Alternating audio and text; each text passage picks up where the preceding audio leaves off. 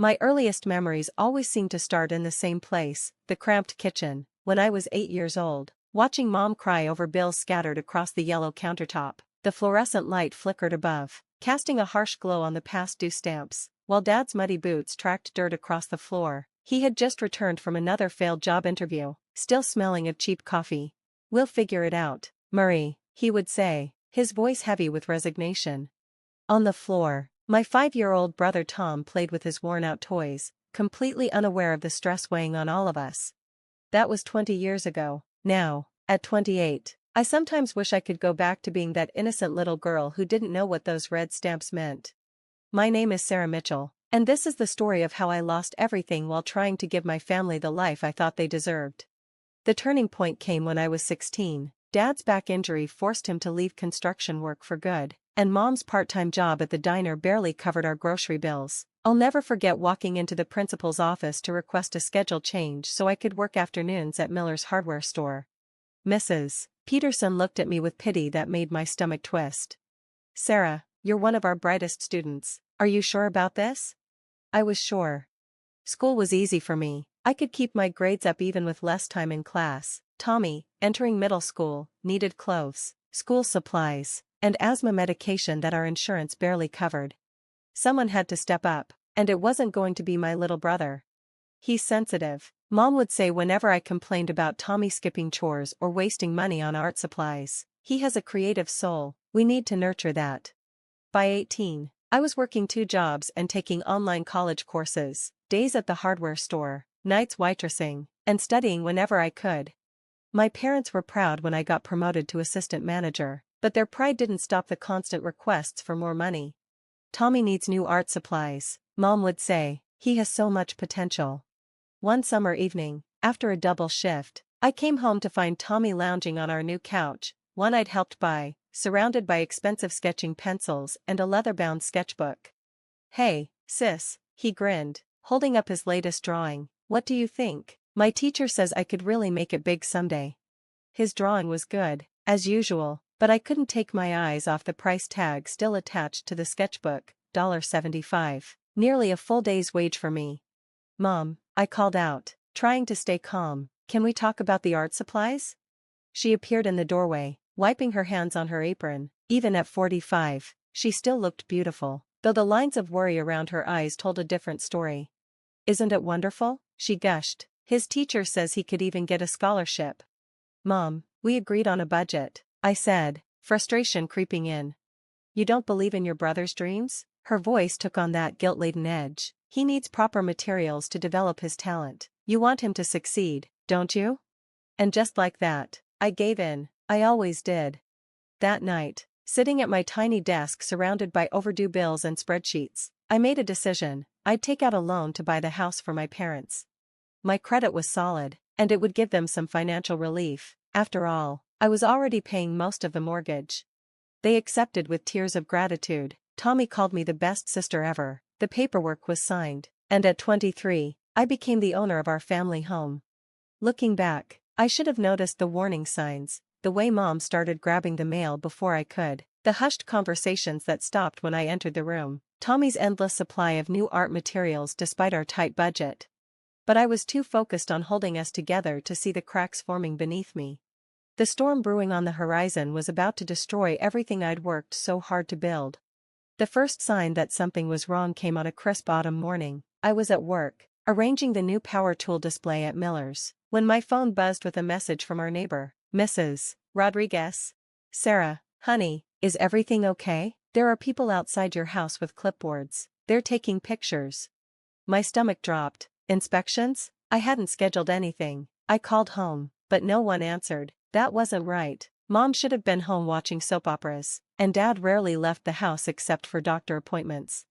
I excused myself from work and drove home, my grip tight on the steering wheel.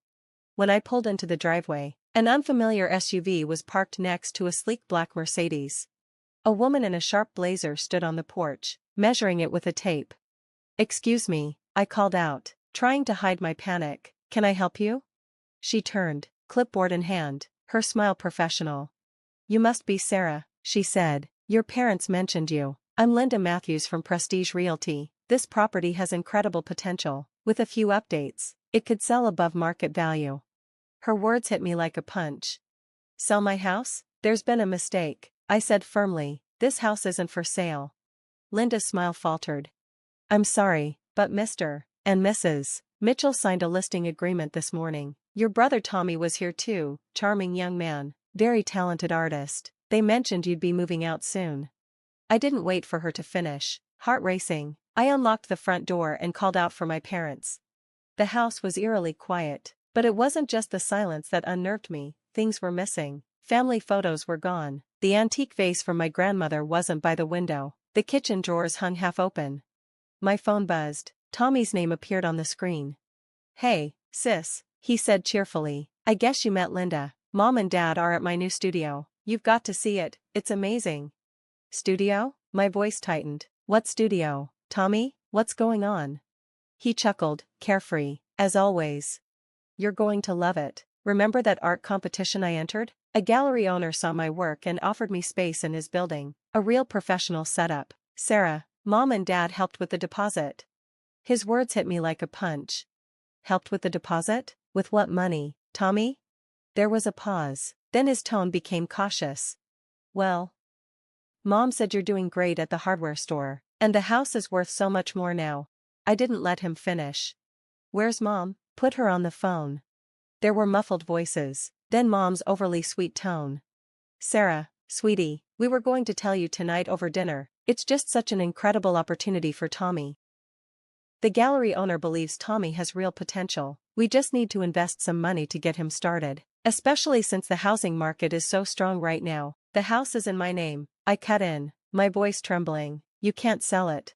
Check your emails, honey. Mom's voice was sweet but distant. Remember those papers we asked you to sign last month for the property tax assessment? A cold dread spread through me as I opened my laptop. There it was, buried in my inbox, the email she mentioned. But the documents weren't about taxes. They were a transfer of deed. I had unknowingly signed the house back over to them, trusting their assurances while I was worn down by the demands of everyday life. We're doing this for Tommy, Mom's voice continued, even as I sat frozen, staring at the screen. He needs this chance. You've always been the strong one, Sarah. You'll bounce back. I know it. Strong, responsible, the one who always cleaned up the messes. And where am I supposed to go? I asked, my voice barely above a whisper. Linda can help you find a nice apartment, Mom answered, as if it were the simplest solution. Something perfect for a single person, affordable with your salary. We'll help you move, of course. Help me move out of my own house, the one I bought, maintained, and worked tirelessly for. In the background, I could hear Tommy chattering about the new studio equipment he was getting. Mom ended the call quickly, promising to explain things at dinner, but I already knew everything I needed to. I sat at the kitchen table for hours, the familiar creak of the chair beneath me grounding me as the weight of it all sank in. This was the place where I balanced budgets, paid bills, and once dreamed of a future that was now slipping away. Eventually, I stood up and began walking through the house. Each room was full of memories, the railing I'd built for Dad, the walls I'd repainted after Tommy's art projects, the leaky faucet I fixed just last month. It was mine, it had always been mine. But it never really was. That night, I made 3 phone calls. The first was to a lawyer, the second to my bank, and the third was to Miller's Hardware, where I handed in my 2 weeks' notice. If they thought I'd accept their betrayal quietly, they were about to learn just how responsible I could be. The next morning, I walked into Jenkins and Associates with a folder packed full, receipts for bills I'd paid, repair invoices, and bank statements tracing every dollar I'd sent to my parents over the years. I'd kept them all, never imagining I'd need this evidence to prove that my own family had betrayed me. Linda Jenkins, my lawyer, slid the transfer of deed across her desk, her expression sharp. This is clear fraud. They intentionally misled you into signing these documents. We'll contest it. And contest it we did. That evening, instead of sitting down to their celebratory dinner, my family received legal papers. Tommy's panicked voice rang first. Sarah, what are you doing? The gallery lease is signed, I need that money. Mom's text quickly followed, dripping with guilt and anger. How could you do this to your own brother, after everything we sacrificed for you? Sacrificed. That word twisted in my chest. Were they the ones who sacrificed, or had it always been me? Dad took a different approach. cornering me at Miller's during my shift. "Princess," he said, using the nickname I hadn't heard since I was 10, "let's talk this through. We're family, we can work something out."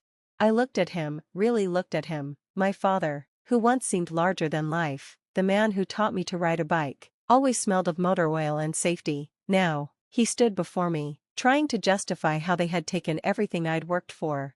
"You're right, Dad," I said quietly, my voice unwavering. "We are family, and that's exactly why this hurts so much." The legal battle dragged on for 3 months, 3 months of ignored calls, cold stares, and whispered accusations that I was ruining the family. Tommy's gallery dreams fell apart when the funds were frozen in escrow, and Mom wasted no time painting me as the ungrateful one to anyone who'd listen. But the truth was on my side. Bank statements proved years of mortgage payments. Emails documented repairs I had paid for. Witnesses, like Mrs. Rodriguez, confirmed how I kept the house intact while my parents and Tommy pursued their ambitions. The final hearing came on a frigid February morning. I sat on one side of the courtroom, calm and resolute. Across from me, Mom dabbed at her eyes theatrically, while Tommy refused to meet my gaze. Dad stared at the table as if it could somehow save him. The ruling came quickly and decisively. The deed transfer was void. The house remained mine. On top of that, the court ordered my parents to repay every cent I had spent on the house over the years. Mom's gasp echoed through the courtroom. "But we don't have that kind of money," she exclaimed. "Well, then you'll need to sell the house," my lawyer replied, her tone even. It was a moment of poetic justice. Outside, Tommy approached me, hands shoved deep into his pockets. "I'm sorry," he mumbled. "I didn't realize how much you'd given up. I thought." "That was the problem, Tommy," I interrupted, cutting him off. "You never had to think about it. That was always my job." 2 months later, I sold the house, not to Linda Matthews, but to a young family who reminded me of what we used to be: hardworking, hopeful, and unbroken. I ignored the high-dollar offers and gave them a fair deal. Mom and Dad moved into a modest apartment across town. The gallery owner pulled out when he heard about the legal drama, leaving Tommy with no choice but to take his first real job at a coffee shop. Mom hasn't spoken to me since, and Dad only sends an occasional text on holidays. As for me, I used my share of the sale to finish my business degree. I quit Miller's and started my own consulting firm, helping others avoid the financial mistakes I made. My new apartment is small, but it's mine, every corner of it.